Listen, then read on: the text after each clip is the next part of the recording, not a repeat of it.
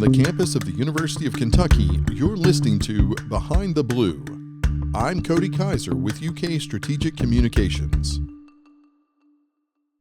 Last summer, University of Kentucky archaeologist Paolo Visonà, an adjunct associate professor in the University of Kentucky's School of Art and Visual Studies, announced a major archaeological discovery in Calabria, Italy. Visonà and his team discovered Spartacus's first battlefield in southern Italy and Roman fortification systems built by Crassus to blockade Spartacus's army. Through field walking and geophysical and remote sensing techniques, Visonà's team followed the Roman lines for more than 1.6 miles in a dense forest and collected numerous fragments of broken weapons. Visonà has conclusively identified some of the weapon fragments as originating in the 1st century BC. Visonà's team also found a complete bronze stud inside the wall at a depth consistent with Roman military equipment. On this episode of Behind the Blue, my colleague Tom Musgrave talks with Visonà about the path to his discovery and what it means for the field of archaeology and the University of Kentucky.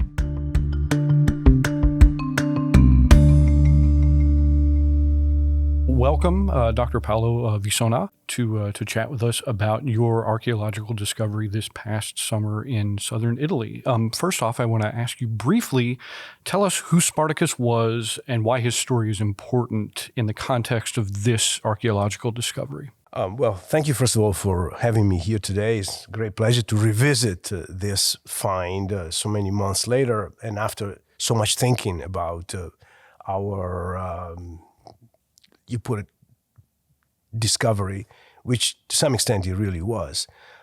Spartacus was fundamentally a gladiator. He was a gladiator originating from what is today's Bulgaria, and at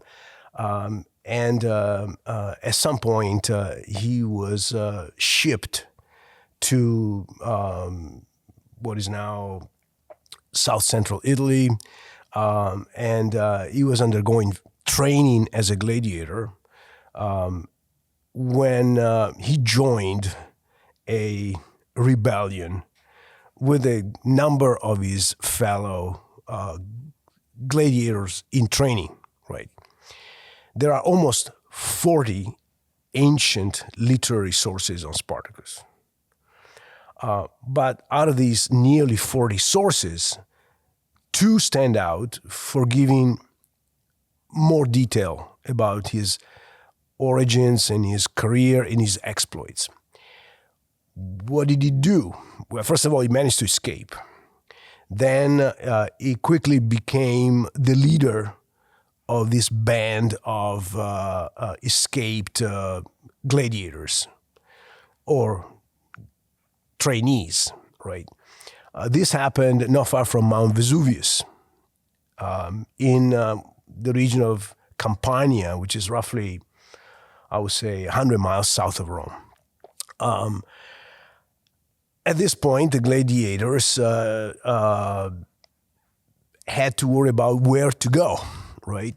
So they managed to seize some weapons. The Romans organized a chase. The gladiators managed to break out of this siege, since the Romans had surrounded Mount Vesuvius with troops. And then the story really begins. He has to go somewhere. And obviously he wants to be free. So to answer very quickly the question, Spartacus is a man who wanted to be free from his condition. Depending whom you believe about or from or among the ancient sources and the myriad modern interpretations, Spartacus could be a freedom fighter. It could be a champion for universal freedom, and so on. From my standpoint, and I have had to learn about Spartacus because of the finds from last year. From my standpoint, Spartacus is a man who became a leader, who had obvious leadership skills. He had some training, whether or not he was serving in some capacity for the Roman army before he became a prisoner and a slave and then a gladiator in training. But Spartacus was a successful former gladiator who became a leader of fellow slaves and who was trying to take them somewhere so they could be free. I'm not saying that necessarily he was trying to fight against the Roman system. There was no Roman Empire at the time in the sense of a comprehensive political system with provinces and governors all appointed by the emperor, because there was no emperor yet. This happened roughly 73 years before the birth of Christ and roughly 60 years before the establishment of the Roman Empire as we know it under Augustus. Spartacus was trying to lead his followers to some place where they could be free. He was not trying to abolish slavery. In that sense, it cannot be compared to other historical figures who may have tried to abolish slavery or to eliminate slavery, to be more precise, in one way or another, by peaceful or by violent means. He wanted essentially to be free, to follow his destiny with his own followers. And that's where it gets complicated. By doing so, of course, he had to defend himself against the Roman army. And the Roman army was not a single entity because the Romans had several armies at their disposal. When this happened, when he escaped from captivity as a gladiator, the Romans, which were then under a republican system of government, were embroiled in several conflicts across the Mediterranean. So they had armies in Spain, they had armies in what is now Turkey, they had armies in Greece, in the Balkan region, they had armies probably, or armed forces in North Africa and so on, which meant that the Romans had to scramble to put together an army to confront Spartacus, because Spartacus had to feed his followers and had to escape from the clutches of the Roman system of slavery, which meant trying to go somewhere where he could be free. And he was like a pinball bouncing around the Italian peninsula for something like a couple of years. He tried to go south, he tried to go north, he tried to go east, he tried to even escape by sea. And this is where our story, at least as far as I'm concerned, begins in southern Italy, because we happen to find evidence of Spartacus' presence referring to the time when after he had just tried to escape to Sicily, but was unable to for various reasons, and therefore was retracing his steps, going from the Sicilian Straits up the Italian peninsula, which is when, of course, the Romans caught up with him under the leadership of Crassus and tried to blockade him in essentially the toe of Italy. So I hope I've answered the question. There's much that we don't know about Spartacus, even though rivers of ink have been written about him. You can trust the ancient sources up to a point, and there's only two of them, by the way, who give more details about his career, and they are Plutarch and Appian, and these are historians who wrote a century and a half or longer after the events. And they tell a different story, although they agree about the basic facts, meaning that he was of Thracian origins, i.e. originating possibly from what is today's Bulgaria, that he was a former gladiator, that he confronted successfully the Romans and kept them, at bay for something like 2 years, but then that eventually was cornered, defeated in the field, and his followers were crushed, and the rebellion ended. The big impression that he left throughout antiquity, for the next 500 years of Roman history, was that he was a major threat to the Roman system. he was vilified and held up as one of the greatest dangers to the survival of Roman civilizations as the Romans knew it, right? So, as recently as 400 years, 500 years after his death, there were still writers that remember him because of the threat that he was to the Roman order. He was like another Hannibal to some extent. He came this close, to defeating the Romans and therefore to destroying what the Romans had achieved up to that point. He was a disruptor, essentially. Yes, there would have been no Roman Empire, perhaps, if he had won. The consequence of his ultimate victory would have been unthinkable in many ways. I'm not saying that he would have abolished slavery, because, once again, this was not his goal. And people need to know this, or at least listeners need to know this. His crusade, quote unquote, was not against slavery.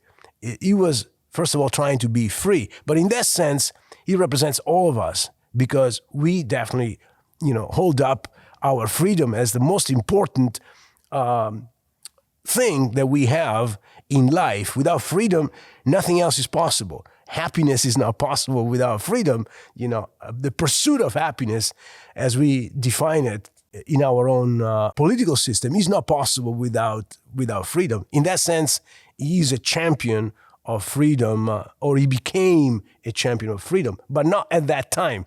At that time, his freedom was, the freedom was for himself and his followers, so that they could get away, find some kind of a safe haven, maybe returning to their original countries if possible. He tried that too, to some extent, because he did. He was trying to go over the Alps, and some of his followers were Celts, or came from his own country of origin. So if he had managed to do that, they would have then dispersed, some going into what is today's France, some going towards what is now, maybe the Balkan Peninsula, Greece, Turkey, and so on. That did not happen, but that's what he wanted. He wanted to get away and be free, first of all. But he had to fight in order to do so, because he also caused problems. You called him a disruptor. Yes, he was, because he had to feed his followers off the land, and that meant taking whatever was available. And that was not nice or easy, because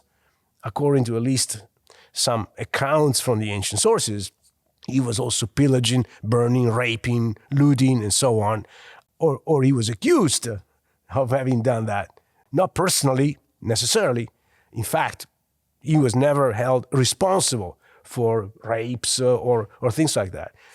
Part of his charisma was that he was, according to, again, the main ancient sources, that he was a reasonable person, that he was definitely strong, that he was definitely brave, that he was definitely a leader.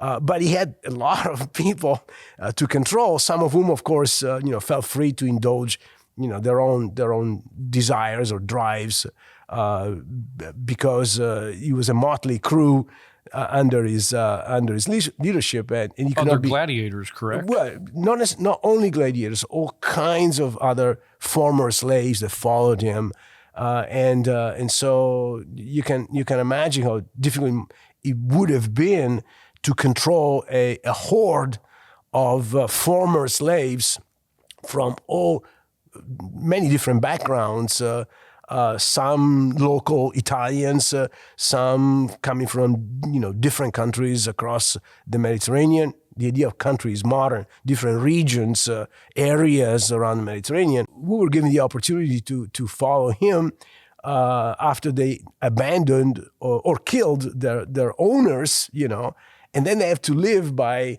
killing other landowners or at least robbing them of anything that they had so they could survive. It was not easy, right? So it's a complicated story in that sense, because he was not necessarily a liberator, although of course those who wanted to follow him were slaves, not really landowners or people who had estates and villas and property and so on, because he came to take that from them if he had to feed his followers, and you were a farmer or someone that owned, let's say, a vast estate with crops and animals and so on. He will take all of that to in order to feed his own people and to equip himself with anything that he needed: horses, weapons, tools, even basic raw materials that could be turned into weapons, so on. So he was not a friendly person. He was obviously an object of conflict and a most wanted person in many ways. And so he had to fight. He had to fight against many odds that were against him. That narrative leads nicely into, as we fast forward to the events of the summer of 2024. Right. I'd like for you to talk now about the discovery of the site of Spartacus's first battle against Crassus, and you talk also about the team that you had with you, if you would. Okay. Slight correction. It was not the first battle against Crassus, but definitely had to do with Crassus, right? And we don't even know whether it was a battle that took place there, but definitely it was what others have called a conflict landscape, a battlefield for sure. We know that there was definitely action in that site. Well, this happened first of all because of a tremendous amount of luck, and I stopped many years ago advising students to get into archaeology, in part because I could not accept to convince people to make a career based to a large extent on luck. Archaeology without luck does not work. And why? Because you may have all the brains, all the training in the world, all the money in the world, but if you are at the wrong place, you're not going to find anything at that spot. There may not be a site, right? Archaeologists find sites, but in order to find sites, you need clues, you need means, you need talent, you need the training, you need a team, but you also need luck. For example, last year we were investigating 2 sites, one of which turned out to be a dry hole, pretty much. And we had a permit to investigate those 2 sites, and we gave up on getting a permit to excavate the site that turned out to be a dry hole. So we didn't waste any money or any time. But the fact is that we were convinced that site would pan out and be either a Greek farmstead or perhaps a Greek and Roman farm site and so on. And our investigations were completely fruitless. Even if we used, geophysics, we could see underground to some extent, so we could detect the presence of buried structures. Well, we did not. We did the previous year in 2023, and that was promising enough that this time we were really intending to pursue not just more geophysics, but also field actual excavation, right? It was impossible to obtain an insurance policy to let us operate in southern Italy. And we just gave up after 2 months of trying to get insurance to operate it. So we just gave up the idea of getting that permit. And instead, we were given the permit to continue more remote sensing. In other words, more investigations aimed at seeing what was underground. Well, they turned out to be fruitless. And when we used a metal detector to sweep the area, that too was fruitless. We did find some odds and ends. Yes, we did find an ancient coin. We did find bullets. We found pieces of lead, but we did not find a smoking gun. We did not find, more objects that would be diagnostic, that would prove without a doubt that was either a Greek or a Roman interesting, farm site. So luck. Luck is essential, and it's because of luck, to a large extent because of luck, that we managed to identify this site. So it went as follows. We were in the area. Southern Italy, correct? Southern Italy, the the toe of the Italian peninsula. So at Calabria. the end of the boot, yes, Calabria, a region that is largely mountainous, that has very few coastal strips, and a region where mountain archaeology is almost never been done. It's just beginning to be done. We have been doing mountain archaeology for something like 15 to 20 years prior to last year.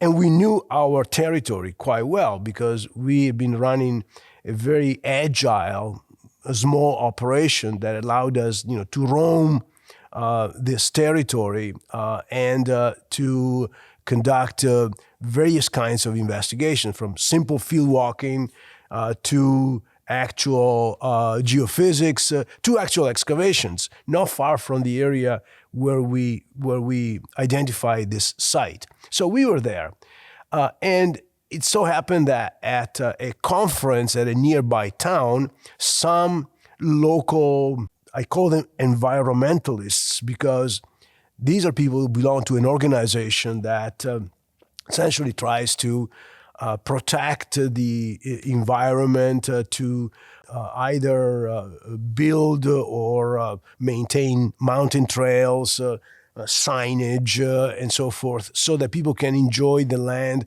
without messing with it, leaving trash, destroying natural habitats, and so on.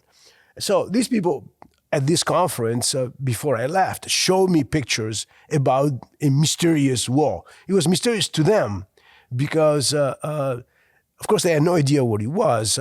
And they showed me pictures, which I have on my phone, showing them, posing next to this wall.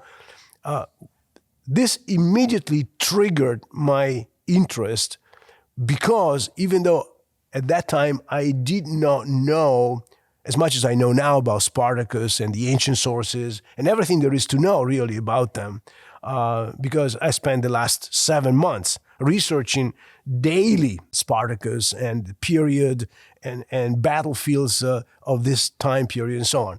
Well, even though I did not know the details, I knew enough about Spartacus and Crassus because 40-some years ago, when I began doing fieldwork in this region of Italy, in the toe of the Italian peninsula, there were already stories circulating about a Roman wall and a wall having to do with Spartacus. Why? Not because of legend, not because of century-old tradition that somewhere on these mountains. No, because 40-some years ago, a local scholar wrote a major article in a Calabrian journal, therefore easily accessible to many people, in which he tried to identify the fortifications built by the Romans to blockade Spartacus in that area, in this general mountainous area, which corresponds to the spine of the Italian peninsula, the watershed between the two coasts of Italy, the eastern and the western coast. On this high plateau, a local scholar had placed the Roman fortifications, which, by the way, were pointed out to me something like a good 12 to 15 years ago. By sheer luck, once again, when I was based on a village doing some pottery work that I had to do routinely in order to eventually study and publish my finds, and I was there getting the keys to my lodging from a local priest when somebody from the Park Service showed up and said, "I have found something on the mountains that I want to show you." "What is it?" "It's a stone triangle," the guy said. Okay, I immediately thought stone triangle has got to be prehistoric. What else can be triangular and made of stone? And in fact, it was a stone axe, right? When he showed it to me the next day, he lived nearby. He also said, "By the way, do you know anything about a Roman wall?" I said, "What Roman wall?" I've already been there for a good 20 plus years. I never heard about a Roman wall on the mountains. No, I said, "Well, it's only half an hour away from here. I'll show you tomorrow." Fine. So we drive to this place. It takes me into the woods, and we arrive at a wall in the middle of nowhere, right?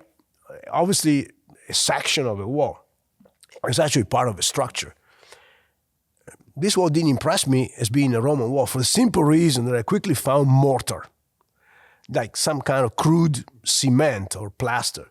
Romans don't do that sort of thing, and the Greeks didn't either, right? So I knew that was not ancient. But inside that wall were fragments of Greek roof tiles. I said, if there are roof tiles incorporated into the wall, that means that there is a Greek structure here. And in fact, I looked around, there Greek roof tiles on the ground. I said, oh, God. So it began with that first visit. And this led us to field walking, investigations in the area. Eventually, we located a Greek fort there, which we excavated. The find of last year was only maybe 2 miles from the site that we excavated as a Greek fort. And again, 2 miles from this wall that turned out to be a modern wall, maybe built 300 years ago, maybe part of some kind of a police station or some kind of a custom house or guard post built by the authorities of the Kingdom of Naples inside that forest in that particular spot to control possibly, let's say, outlaws or other undesirables that were preying on a trail coming from the coast, crossing the mountains, dropping on the other side. So those ruins had nothing to do with Spartacus, but the Calabrian scholar that I mentioned a while ago, 40 years ago, had written that those ruins were actually the walls built by Crassus to blockade Spartacus. So I did investigate them in some detail. I examined, I had the mortar studied at a lab. It was pronounced, anything but certainly not ancient. And I investigated the area enough to know that this would not work, could not possibly be a Roman sort of fortification system. So I was familiar, with the literature, what I have read, and even though I did not know Plutarch or Appian, I knew that the fortifications had to include a wall and a ditch. And I also knew that these fortifications had to somehow blockade, let's say, this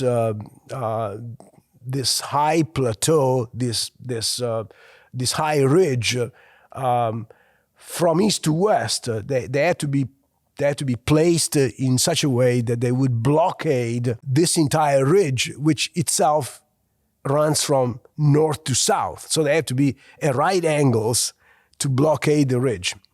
The ridge top, by the way, had a road which since prehistory has been used as a natural avenue for people traveling north-south. So anybody who wanted to blockade the ridge had to blockade that road. And of course, that road, running north-south had to be blockaded at right angles by some kind of barrier going east-west. So this was in the back of my mind. When we eventually saw the ruins that had been shown to me in a photograph, I leapt to conclusions in my mind very, very quickly. First of all, these ruins were near the narrowest point on this ridge. They were near a critical pass, and they were oriented east to west. And there seemed to be a ditch near the wall, and the ditch was in the right position for someone coming from the south. In other words, the ditch was on the left side of this wall going east to west, where it was supposed to be, according to what the ancient sources Plutarch said. Of course, that same day, I Googled Plutarch and read the story to convince myself once again, that I was right. But it was intuition and then some basic, analysis of the topography that led me to anticipate or to very quickly hypothesize that this could be it. Because, first of all, the wall looked old. It was covered with moss. It was wide enough. It was also incredibly long, and the first at first blush it appeared to be like 200 yards long, but 200 yards is a heck of a long wall. It also went up a slope like a hillside, which is kind of unusual, but it went in the right direction. It went towards the east, or I should say from east to west. So many things checked out. And at this point, training takes over.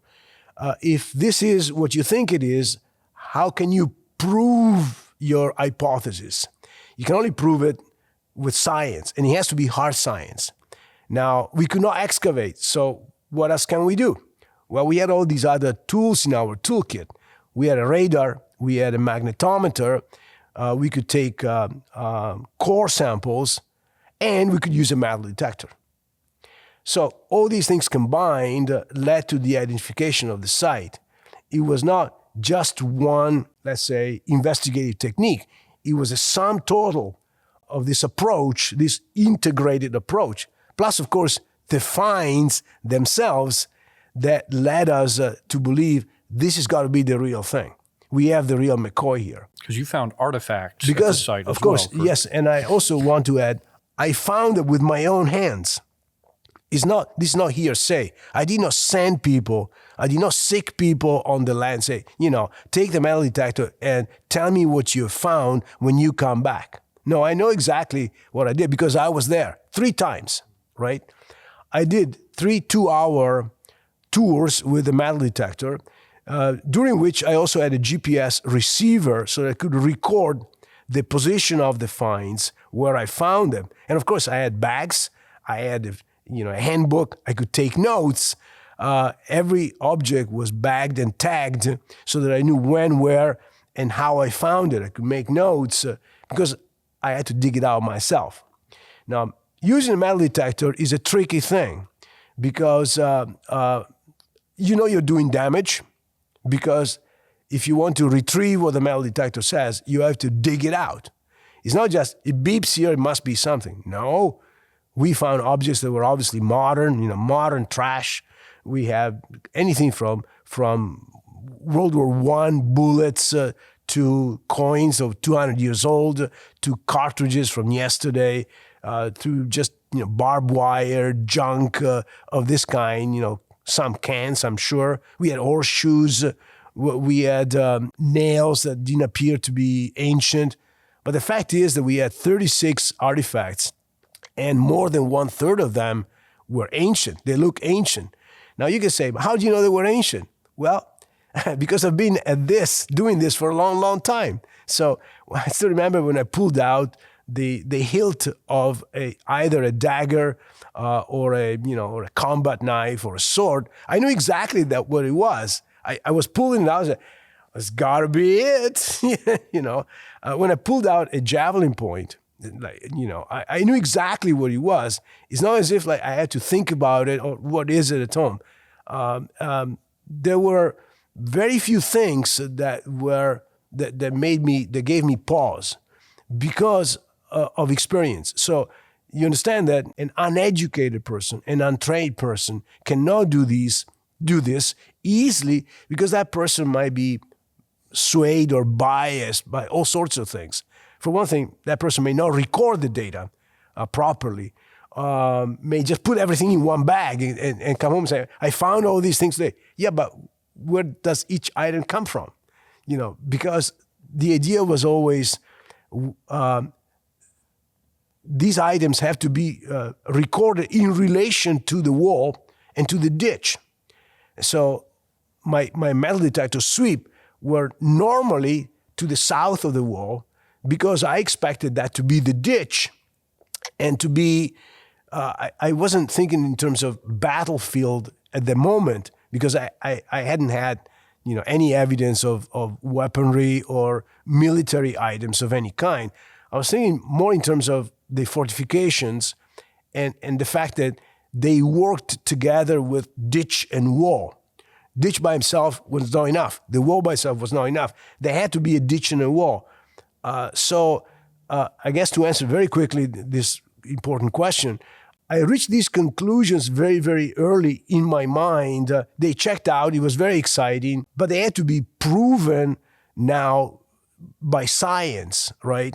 And the metal detector was one of the last things I did. First, we had to do the hard science. And this is when, luckily, I had a partner, Professor Crothers, who could do the hard science, right? He did stuff that I could not do. He used the radar. He used the magnetometer. He had a methodology that he had been following. You know, I've been working with him for the last, 15 years now.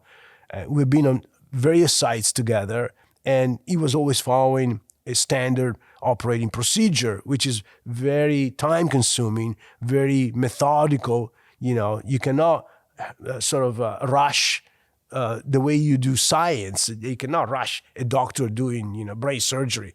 The doctor has to do whatever needs to be done. It's the same thing. Rigorous inquiry. Yes, exactly. So he had to be rigorous, and unfortunately, this happened some point, like at the beginning of our season. We had barely began to do our own work when this landed on our lap, and we were convinced that it was important. So it's also strange that it happened when it did, because we had not gone to Italy to do this sort of thing. We had all the tools we wanted, but we had to do, first of all, our mission, which was we had to finish work at these two sites, right? And again, we had to make time for this new site, while at the same time we were waiting for a farmer to decide whether or not he was going to bring cows that will eat the grass to allow us to do, ground penetrating radar on one side, and another side in the middle of the forest. We had other worries and so on. But eventually we made time for everything. We also, and this is important for the record, we did not keep this to ourselves. Maybe because we did not stop to think about the implications. Maybe because it was early in the discovery process. So once we thought that what we had was big and important and definitely connected with Spartacus and Crassus, we told the authorities. We told the Italian Archaeological Service, which meant basically taking the show on the road and going 100 kilometers to the regional capital by appointment, and going to talk to our archaeological miners and say, look, we think we have found this, and we can show you what we think we have found. And at this point, it gets interesting, because it's clear that they did not know that we have found this. It's clear that they were not certain for 1 second that this was the real McCoy. But at the same token, they did not say no. And, they sort of paid us some rope so that we could continue to investigate this. Like, you have our blessings to go back to the site, but you need a permit to do this thing. This was not in our, mission statement, as it were. It was not part of our research design for last year, for which we had the paperwork. So we had to be issued marching papers to be legit and work in this area. This took time. At the same time, they were not really, convinced that this was a potential find. It was sort of, time went by. And we were also pressed for time, because we had only so many days to be in the field before people had to leave and go back home, because we had only budgeted for only so long, right? To make a long story short, we started late because of airline problems. Already lost 3 days, with the gear arriving late, with missed flights and so on. But by the time we got going, it was already mid-May, and we were supposed to be done by the 5th of June. So we had, 3 weeks to go with our own work that took priority, plus this. But for this, we did not have the actual paperwork. So what we could do while we waited for the paperwork was to actually field walk the area. Nobody said that, you cannot go there. Because, no, this is not a war zone. This is not, classified area, restricted area. But it was. They didn't tell us. They themselves did not know that this was, in fact, a restricted area. This was what is called a restricted area A, according to the National Park of the Aspromonte, which is the controlling authority that has jurisdiction over the land. It's a huge park that includes our area. These people should have issued us a permit, but they were not even contacted. We were not told, hey, look, you cannot go there because the park has to issue you a permit. No. They did not know even this is like a case of the left hand not knowing what the right hand does. Yeah, it sounds like government bureaucracy at work. Exactly. Not only that, but there was a major hiking trail with recent signs right by the wall, right by the site. And obviously there were tourists, there were hikers. We saw them coming down, going up, while we were there in the early days. So this was a restricted area, but there was a trail. It's a contradiction in terms. So all this was new, completely new. The Italian authorities had no clue, and this is a fact, which I could prove. And also we ourselves did not have all the paperwork to do serious scientific investigations other than field walking. So what we could do was, first of all, let's walk this thing. See how long it is, because it turns out that the wall was not just 200 yards long. It was almost 2 miles long, right, in the forest. And the forest was actually, I'm not saying a virgin old-growth forest, but it was a national forest. In other words, surrounded by trees, mostly beech, some conifers, and so on. But first of all, we have to establish how long is it? We did not know. Nobody knew. Here's the best part. Nobody knew. So we had this incredible privilege of being first on site. And so that's what we did until we got the paperwork. So for several days, I would say at least 3 times, I'm now quoting from memory, although I was taking notes every day, whenever we came down the mountain, I will log my notes for the day, say we've done this, we've done that. But all that we could do was to say that it was yay long. And of course, we also have GPS receivers, like state-of-the-art GPS receivers. With that, because it was one unit, we could track our wall and actually see it on the computer, on a laptop. See, where the wall went by simply looking at the GPS track of our field walking, and by looking at all these positions that we took every so many yards, see how we went, what shape it had. And pretty soon it looked like a bow-shaped, it was not a straight line. Another mystery. Why is it not a straight wall? Romans normally built straight walls. Well, it was not a straight wall. The ditch seemed to be there, but it was also not obvious. It was obvious to our eye because, well, first of all, we knew it must be there. But in sometimes there was just a very shallow, indentation in the ground next to the wall. And the wall itself turned from being a proper wall made of stone to essentially an earthwork, like an embankment, like a hump on the ground that it was no more than a foot high at some points. I did not know then, as I know now, that this is because of erosion, because I have confronted our wall with walls, Roman walls from Germany, from Switzerland, and so I know that our wall is exactly the same as what you see at these other late Republican sites. But at the time, it was a mystery. Why is it changing? Why is it now? It used to be made of stone, and now is it made of dirt? Why? But we did find how long it was and where it ended. And it was interesting because 1, 2, 3 times was not enough. You have to walk it 4, 5, 6 times to really own it, and to really own it in your mind. Because even right now, I could, if I close my eyes, I know exactly where I am, along the route of the wall, because I walked it so many times, and I also got lost so many times coming back. So even with GPS. even with GPS, well, George is much better at using his GPS than I am. I use GPS simply to mark a location, not actually for what is intended to be used, which is, to get you out of a wilderness, get you back to your car if you're hunting somewhere. No, I never use it that way. I've only used it to actually mark a location on the earth of an object or a feature, something like that. So thanks to George, we could definitely see, our field walking, where it led, where it ended.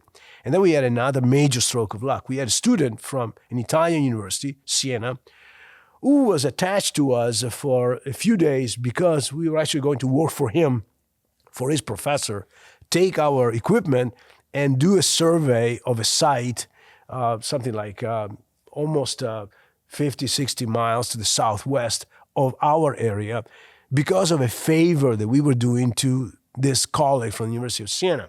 And his student was there to guide us to the site. But this student was extremely savvy. And when we started talking, and I said, I wish we had LiDAR. I said, I can get you LiDAR. What? Yes, you could actually access free, Italian LiDAR if you know how to do it. And he knew how to do it. This kid was a genius, right? Even though he was maybe 20 years old, he knew he was a techie. And in a matter of seconds, we had a LiDAR photograph of the forest and the area of the wall. And we could see the wall on the LiDAR because the LiDAR had a 1 meter resolution, above ground, which means that the LiDAR could go through the forest canopy and get down actually a meter into the earth, right? And show us the exact, line and length of the wall from start to finish. It was miraculous. Not only that, but it could load also county lines, boundary lines, so we could see to whom the land belonged. And we quickly realized that, so the wall belongs to this county. So the next day I took the show on the road once again with George and his daughter. We went to talk to the mayor of the county in whose land the wall was. Imagine the scene. It's a village, a sleepy, mountain village of Calabria. It looks like Mexico. And I go there, I like to talk to the mayor. I'm so-and-so, University of Kentucky. He's professor so-and-so, University of Kentucky. We have to show you something. We think that you have, Crassus wall. What? First question, who's Crassus? And so on, And then it all begins. And then we want to see your maps. We want to see your cadastral records, please. And so, and the story begins. So the town surveyor brings out these old maps showing the boundary lines, so on, and starts seeing where the wall is. Of course, there's no wall. It's just the area, right? Yeah. We can see the cadastral parcels, but something that nobody else has seen, but I did see, is also the ancient name of a stream to the south of the wall. And this name is just mind-boggling, because the name of that stream means stream of a slave on a pole, or stream of the impaled slave. Okay, now we know that there's some bad stuff happened between Crassus and Spartacus. We know that at least one ghoulishly specific. One Roman was crucified by Spartacus right, in front, essentially, of the Roman lines.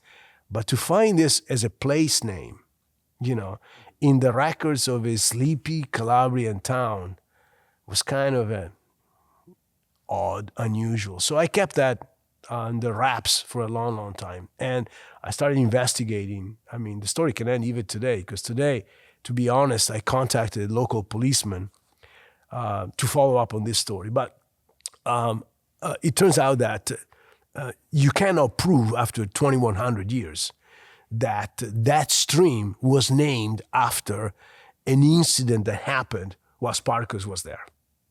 That would be a stretch, right? But the fact is that those are the names. That's the toponym says torrent, a watercourse. It doesn't say of. It says watercourse, slave on a pole, or watercourse, slave impaled, or watercourse, slave palisaded. Okay, palisade is also critical because according to Appian, one of the two ancient historians, the fortification system built by Crassus included a ditch, a wall, and a palisade, right? So what to make of a name like this? In my report now, in the course of publication, I don't elaborate, or I don't put too much emphasis or stock on this and other place names that are in the area. This is the only one in the area of the battlefield on the wall. Nothing around it, right? So evocative, to coin a phrase used by an American historian about these place names. But the fact is, we have this place name.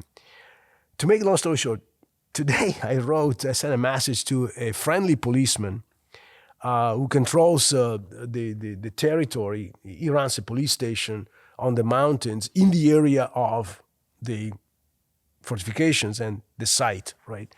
And I said, since we're friendly, I said, I need to ask you an important question. Do you know if the name, the last name, slave, schiavo, is common in your territory? Or if it's found anywhere, if you have people named schiavo, i.e. slave, in your territory, in your jurisdiction. And if so, if this last name is rare or frequent or frequently found. I'm waiting for an answer. Why? Because it's also possible that this entire name is modern, like is 200-300 years old. And then the name schiavo, which means slave in Italian, right, is actually a last name, the name of a property owner who was named Schiavo, right, slave in Italian, and who happened to own land right, where the battlefield is, right near the wall. On the other hand, the last word of the phrase watercourse, slave on a pole, or impaled, or on a palisade, or palisaded, the last name is good Latin. The word palato comes from Latin, and it does mean palisaded, built with poles, etc., etc. That is a good ancient word, and I know I can prove that word was already in the area at least 300 years ago, maybe 400 years ago. If he was there 400 years ago, probably was there maybe 1,000 years ago, right? But I don't know if the combination makes sense in regard or with reference to Spartacus, because it will be, quite quite unusual for something like that to have survived almost 2,100 years and to be part now, of Italian toponymy. It's so far-fetched that a serious scholar would not consider that. But never say never, right? Never say never. Well, I know, I'm glad you mentioned earlier that archaeology is a science, reminding us that it is a science that requires rigorous scrutiny of anything that's found. I think sometimes we forget that, seeing movies where it's being practiced and whatnot. I want to ask you to put your art history professor or your art history background hat on for a moment and tell us, when you realized what you had found, did you start visualizing, imagining what it was like when there were soldiers there, yes, manning that line and it's easy to answer, thank you, and I can answer in the affirmative. I did it almost immediately, maybe because archaeology also means to be fully embedded into the environment of your site. So let's say you dig a fort.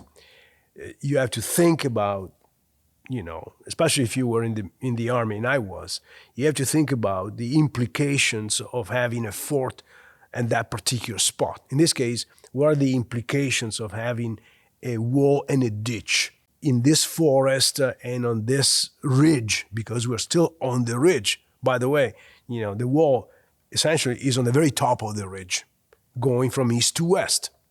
So it basically crosses the ridge from east to west. Then when the ridge ends, because it begins to drop off very sharply towards the western side, the western coast of Italy, the wall also ends, the fortification also ends. And it does so, I believe, for obvious reasons. Nobody could go down an impassable, slope. But yes, I personally walked the wall half a dozen times. And each time, mentally, but also taking notes, I was looking for the kind of terrain that was good for cavalry. That was my main preoccupation. I knew that where the Roman lines were because I was walking on top of them, right? So I knew that going from east to west, the Romans would have been on my right, and Spartacus and his horde would have been on my left, try to break through the Roman lines. So without taking sides, without thinking I'm now on the Roman side and I'm waiting for the enemy, or without thinking I'm with Spartacus and I've got to go across this ditch and wall combo, I was thinking of what it would be like to come towards the Roman defenses. I wasn't looking to my right into the Roman, lines. I was looking always to my left and see whether the terrain was conducive to a cavalry attack, assault, because Appian, the second major historian, tells us that Spartacus was waiting for cavalry to arrive before he made his attempt successfully to penetrate the Roman lines. So I knew that cavalry was part of the equation, but I'm not sure whether it's true because, frankly, I don't put too much stock in what the ancient sources tell us. Why? First of all, I'm an archaeologist and not an historian. I've been trained to not to trust, let's say, historical interpretations or literary sources because I need physical evidence. This is where we part company with our friends from ancient history and so forth. We need physical evidence. If that physical evidence fits the historical account, it's fine and dandy. Very often it does not. And it's very difficult to reconcile the literary sources with the archaeological evidence, right? By archaeological, or with the physical evidence. Not necessarily archaeological, maybe just even topographical, right? So, because I knew about the cavalry part, which comes strictly from Appian, I was looking at the terrain, and I even went into the woods, checking how the distance between the wall and as far as I could go on level ground before I was stopped by underbrush, and because I had little time in my disposal before I had to go back to continue my field walking. So I did take notes saying, I got here 300 yards of fairly level cavalry country. They could have come from this direction towards the wall. That was a preoccupation because the terrain was not uniform. It was rolling, and at some point it began to ascend towards a slope. And I figured, no, that's not a good way for cavalry, especially because there's a problem of going downhill. I'm just making an example. Also, there's at least one major water course along the way, right? And the wall and ditch stop in front of this water course. This water course is, you can easily cross it, of course. Maybe it's a couple of feet deep now, but it's maybe 10, 15 feet wide, and the terrain here changes dramatically because now it slopes up, and it's rocky and craggy and so forth. So no, this is not hard for horses. Hard for horses, but then again, I also thought, but what if they came down? They came in order not to make noise. They followed the water course. And then they broke through the wall because, especially if there was no wall because of the water course, that would have been a soft point to try to penetrate, right? The defenses were not totally hermetic. And if there was a gap because of the water course, perhaps they, after they scouted out the area, Spartacus troops could have followed the stream to try to break through that weak point. All this was in my mind. So to answer your questions, I was extremely aware of my surroundings, especially towards the end when the ground began to slope off dramatically. Say, no, they cannot come this way. This is way too steep. Towards the end in particular, the land slopes down towards a gully, a very deep gully.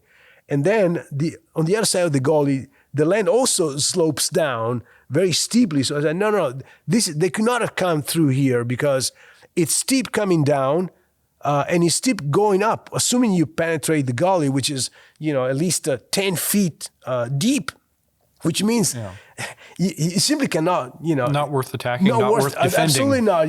Not only that, but the Romans had, the wall ended right there for a reason and turned for a reason. In other words, that would have been heavily fortified because it was a spot where that they might have tried to go through there as well. The Romans did not leave anything open to chance. So again, to make a very long story short, I was fully aware of my surroundings. And this is part of, I guess, being an archaeologist. You live in nature and you're constantly aware of your terrain because terrain is 90% or 100%. There is a reason why there's a site, and the terrain has to be understood because it's functional to the presence of the site. In this case, the ditch and the wall have to be understood in relation to the surrounding ground. And I did only half the job, because I only looked at the Spartacus site. I did not look at the Roman site, although I must confess, I got lost 3 times. And I got lost coming through the Roman site in trying to go back to my car after I went to the end of the wall. And then I thought I was taking a shortcut because I've seen a trail that might have gone in the right direction. And then the trail ended and I was in, up the creek, as it were. But luckily I had a compass. That's how I always found my way back. But because of getting lost 3 times, I had a good opportunity to actually see the terrain in the back of the Roman wall and say, "Jeez, this is immensely tricky and rugged." And I convinced myself, if this is so rugged, how could a Spartacus have made it through and around the Roman fortifications at night? Because we know it was at night. The sources agree that it happened at night, right? And possibly in the middle of a snowstorm. How could he have done that without getting lost as I got lost? And my conclusion was, he must have had guides. There's no way that, at night, considering how tricky the terrain, difficult, rugged, dangerous the terrain was, thousands of people could have, traipsed across the Roman wall, which was already a problem because you have to go through sentries and a barrier and so on, and then get around the Roman fortifications to drop down to the pass, cross the pass, and get as far as you can, as fast as you can. How can they do that? And I convinced myself, he must have had locals who showed him a way, around the Roman lines. But the fact is, the terrain was rugged. So I've learned also my lesson. What is behind the Roman wall? And this raises all kinds of other questions. If the Romans were there, where did they live? I mean, if they were, guarding the wall, where did they live? They could not be just standing there, with their shields and armor and javelins, just waiting for Spartacus. So there must have been some kind of barracks, and some kind of just like in World War I, in the trenches, they must have had all kinds of, behind the lines, they must have had anything, from field hospitals to anything. So where were the Romans when they were manning their fortifications? This is a huge question. I wish I had time to investigate that, or the chance to investigate that. But I have an answer. The Italians, as I told you, have conducted their own investigations in September and October. And they have found many ruins. They found wall alignments, rock tumbles, meaning collapsed structures, behind the Roman wall. In the place where I was lost. They have had 2 months to really comb that area with lots of people and so on.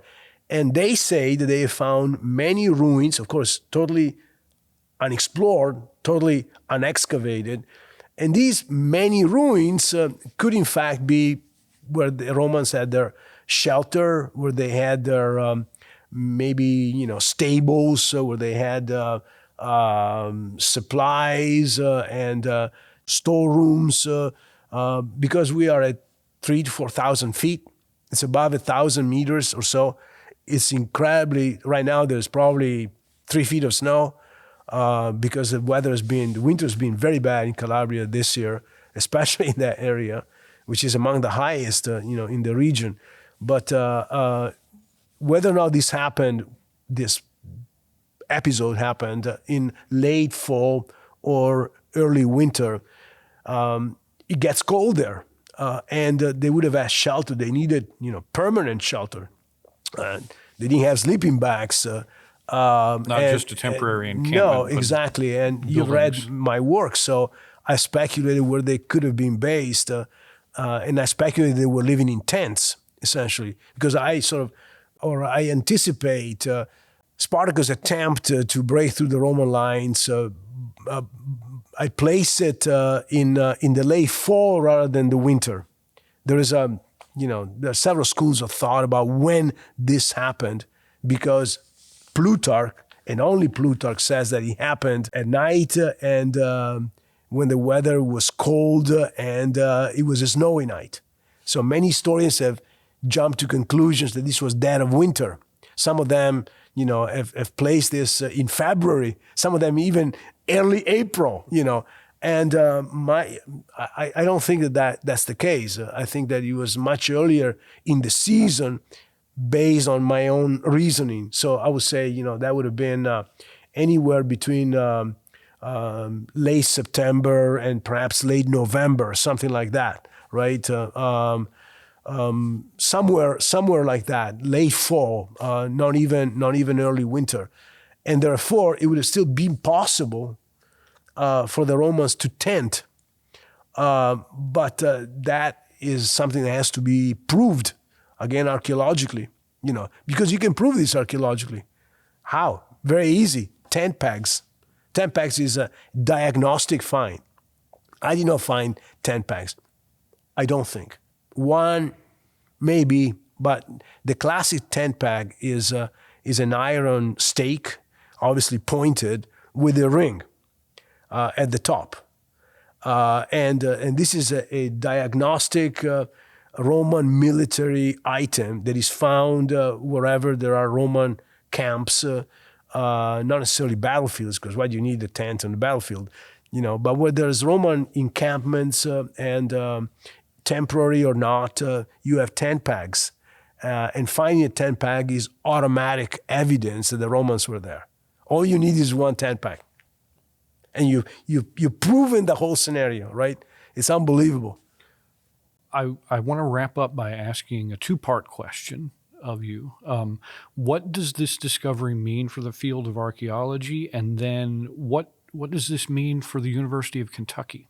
For the field of archaeology, it's a biggie because it's a very first evidence of a battlefield specific to an episode in Spartacus War that we know from literary sources. In other words, we do know that Crassus had built fortifications because two major historians, independently of each other, say this.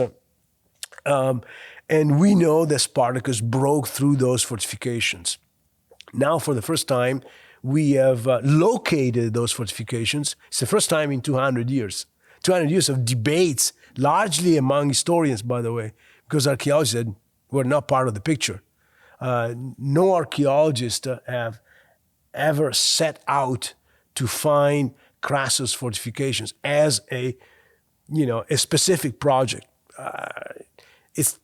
That's not how things work, I suppose, in archaeology, right?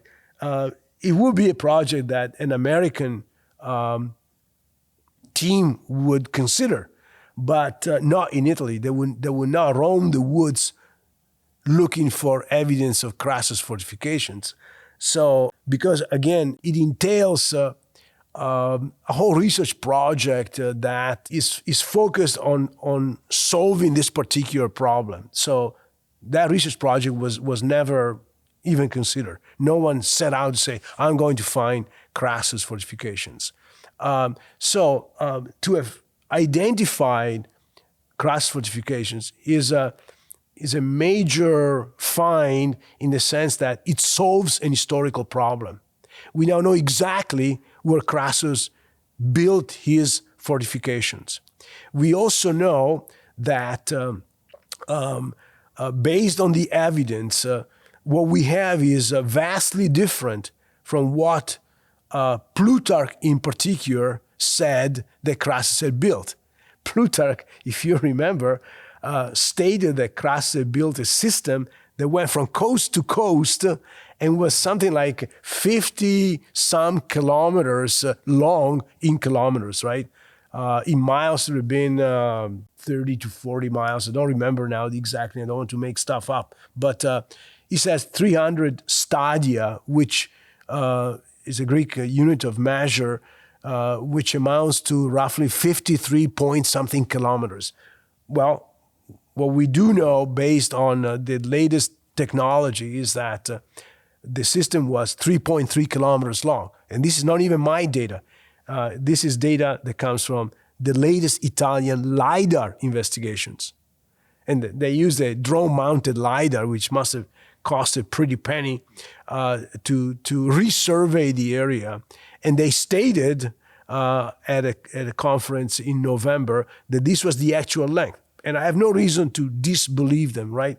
But, Plutarch said it was 53 kilometers. In reality, it's 3.3, right? We said it was not even 2.7, like 2.69 something, right? So there is progress. But the most important thing is that we have tied the historical sources to a very specific site that we have put on the map. So we've done our job in the sense of having found a previously unknown site. And the first site to be connected specifically with Spartacus, because Spartacus was involved in several battles with the Romans, right? And none of these other sites has been identified. Spartacus is also being connected with destructions documented archaeologically at various sites. I, for one, 26 years ago, wrote in a book, in an excavation report, that the site that I excavated was most probably destroyed by Spartacus because everything checked in terms of the finds, the time period, and so on. But I did not have the kind of evidence that was uncovered last year.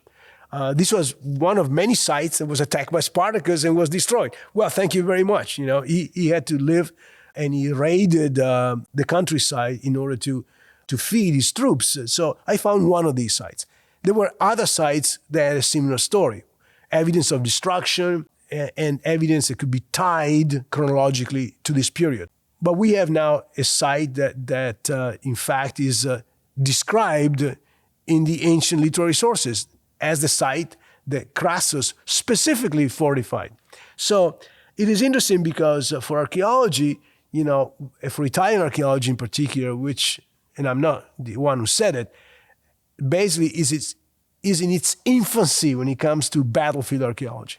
For Italian archaeology, the site is tremendously important because it is also a site that offers evidence about Roman military architecture on this scale. The ditch and wall system is a Roman unique system of fortification that is adopted by Romans on many battlefields. Caesar comes to mind as the premier example of using this technique of this strategy of fortifications in Gaul, what is today's France. Many examples also come from Spain, where we have other battlefields of the late Republican period. So this is a standard type of Roman military architecture, but it's the first time that we have this type of architecture in Calabria and in Italy. It's a major find.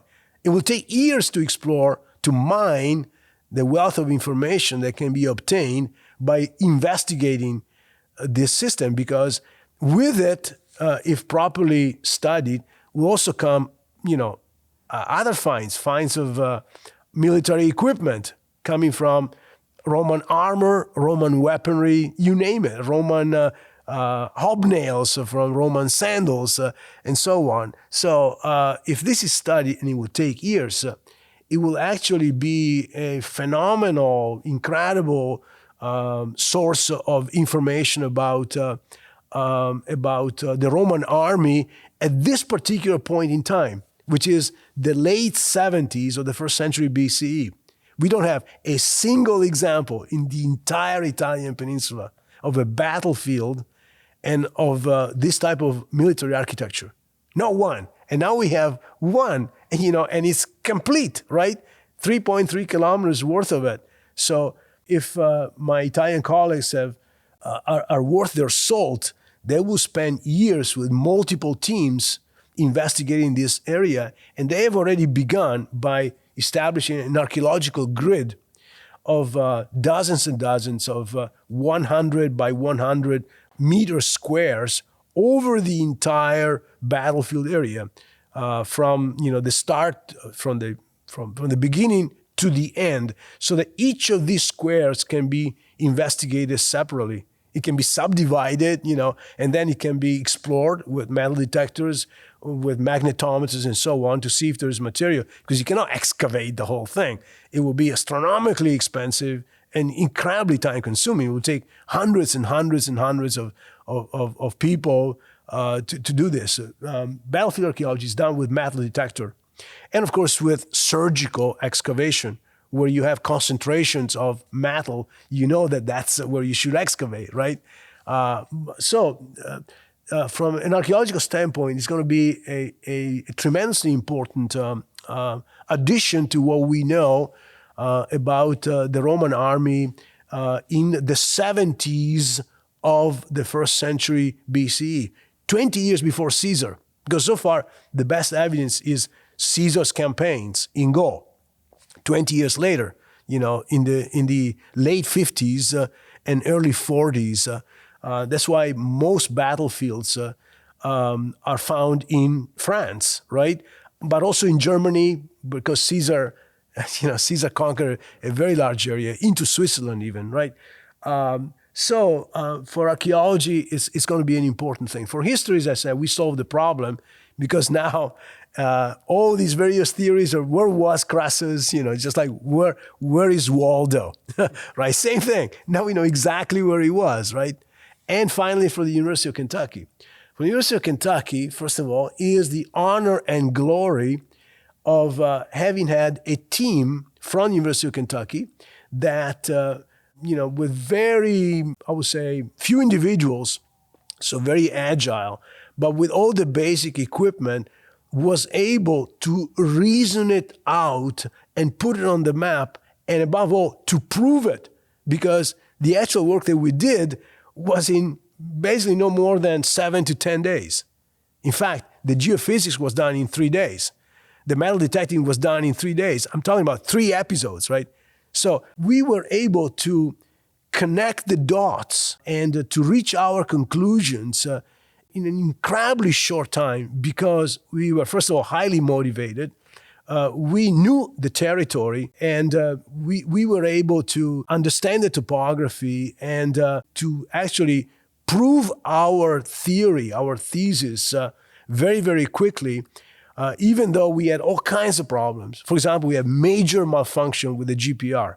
All of our ground-penetrating radar data had to be thrown out because the instrument malfunctioned. In other words, as it was encoding the data, something happened and everything had to be thrown out. When you process it, it's all gibberish, right? But luckily we had a backup instrument. And the backup instrument provided sufficient evidence to confirm our theory. Plus, of course, we had the coring samples, so we could draw profiles of the ditch and the wall at 3 widely separated areas, because we did not just attack one area of the wall. We did it 3 times at 3 specific areas, so that again we could have overwhelming and conclusive evidence that this was in fact the case, that we had the ditch and the wall, over a very long, let's say, long length. It sounds redundant, but over a long stretch of the fortifications. And of course, then we had the metal finds. The metal finds were like the cherries on the cake, because they were the definitive evidence that we had, that indeed we had a battlefield of the early 1st century BCE. It was sort of making everything click into focus after we've done the geophysics. So, we had enough convincing evidence, but when you pick up a javelin point, I mean, it sort of stops you in your tracks, because you have conclusive evidence. And I'm saying conclusive very humbly, because it has taken a long, long time also to research and investigate these items. Remember that only 33% of our metal finds were ancient, right? But in the last 6-7 months, I had to go through hundreds of publications to gather conclusive, corroborating evidence that in fact these were what I said they were. This was the hilt of a dagger. This was a javelin point, and so forth. And we have, after all, we have maybe half a dozen, critical finds. Enough.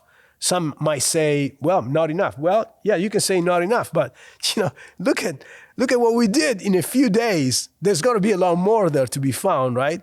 Hopefully, but we were lucky enough, and we are grateful enough to have found these objects, because altogether this evidence appears to be. I want to be that. The word is not modest, but I don't want to be that, I don't want to be so cocksure to say, oh, of course, there's no question. No, I want to even leave a margin of possibility, right? But I want to say that even with that margin, the evidence we found is so short of overwhelming, is so massive, is so convincing, if you will, that I feel confident that we have the real McCoy, that this is not something else, because some doubts have been voiced. And let's not forget that my report is being read by referees who are supposed to be top scholars in the field. They will find, if there's anything wrong with my conclusions, that will be pointed out, and I will have to grapple with it. You also need to consider the fact that the Italian government pumped in almost $500,000 within the space of a couple of months to start major investigations of the area. Would they have done that unless they were convinced that this was in fact an important find that needed to be prioritized, to the extent of sending so much money and activating, a major Italian university and so on to continue the investigations. So there is reason to be optimistic that this is in fact what we say it is. And I haven't even talked about all the aspects of the topography, the military implications of having fortified that particular area instead of others, and so on, because this is a work in progress. You've read what I've written, right? And so my thinking. There's been a lot of thinking about in various directions, because we are trying to claim credit for having arrived at these conclusions in the name of our institution and with all the talent that we could amass in this country, and also with feedback from other scholars around the world. We want to claim that credit because this is how we operate. This is an example of how the University of Kentucky also approaches problems of this kind. It's science, it's not supposition, and it has to be something that stands the test of time, can be verified by further research. And in fact, it has been verified because the Italians have basically redone the work we have done, and they have reached the same conclusions. So what I'm trying to say is that this is not tentative and preliminary. It has already been validated by 2 months of Italian research, with all the tools at their disposals, much more and with many more people that we had. So it's a great achievement. We have to be proud of the fact that we did this, with a squad of 4 people in 7 to 10 days, and without bragging, without making waves. But we wanted to make sure that the world knew about this, and the AIA did this, and UK did this, and CNN did this. I'm saying I'm very, very proud that we did this because it's also an example of how we do archaeological research. Well, Dr. Paolo Visonà, we congratulate you on your discovery this past summer in southern Italy, and we thank you for being on Behind the Blue. It was entirely my pleasure. Thanks for having me. Thanks for listening to Behind the Blue. Behind the Blue is a joint production of the University of Kentucky and UK Healthcare. For more stories about UK and UK healthcare, visit uknow.uky.edu.